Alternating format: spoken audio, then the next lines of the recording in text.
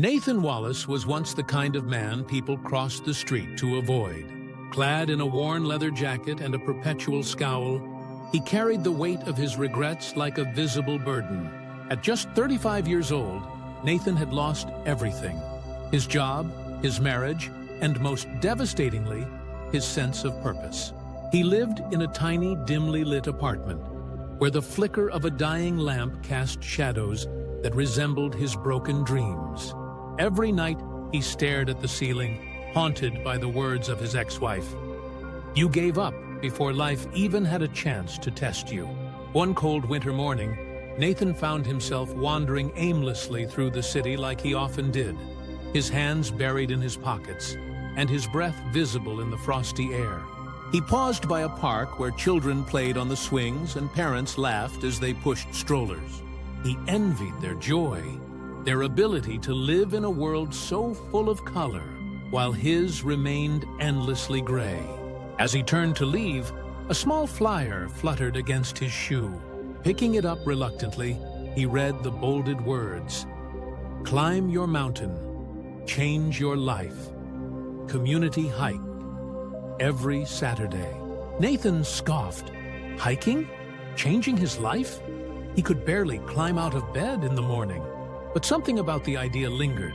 Maybe it was the thought of doing something, anything different. Or maybe, deep down, he was tired of being tired.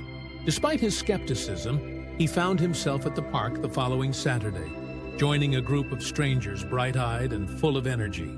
They were led by an energetic older man named Victor, whose infectious optimism stood in stark contrast to Nathan's brooding demeanor. The trail was steep, rugged, and unrelenting, much like Nathan's life. Within the first 10 minutes, he was ready to quit. Victor, noticing Nathan lagging behind, walked over and matched his pace. "You know," Victor said with a smile, "climbing a mountain isn't about speed. It's about small steps. When things get hard, focus on just the next step." Nathan nodded, though he wasn't sure the words made sense. But he kept moving, step after step. The higher they climbed, the more his lungs burned. Yet something unexpected began to happen. On the trail, Nathan had no time to dwell on the past or worry about the future.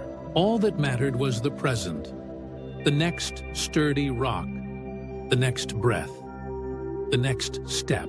By the time they reached the summit, Nathan felt something he hadn't experienced in years: pride.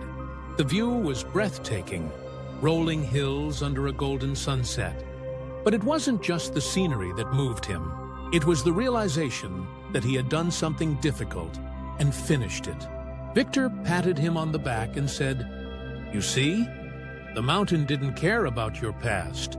Neither should you." That hike was the beginning of something new for Nathan. Every week he returned, pushing himself a little harder, climbing a little faster, and eventually helping others who were struggling just as he had. The physical challenge mirrored his emotional journey, teaching him resilience, patience, and the value of consistency. His confidence grew, and with it, opportunities began to reappear. He found a new job, reconnected with his family, and even sent a heartfelt letter to his ex-wife, thanking her for the harsh words that had finally woken him up.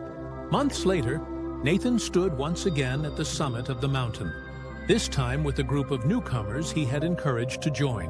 As the sun set before them, he smiled and repeated the words Victor had once told him: "The mountain doesn't care about your past.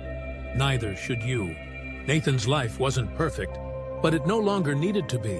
He had learned the power of perseverance, the importance of taking one small step at a time, and most importantly, that a single decision, no matter how small, could completely change the course of your life.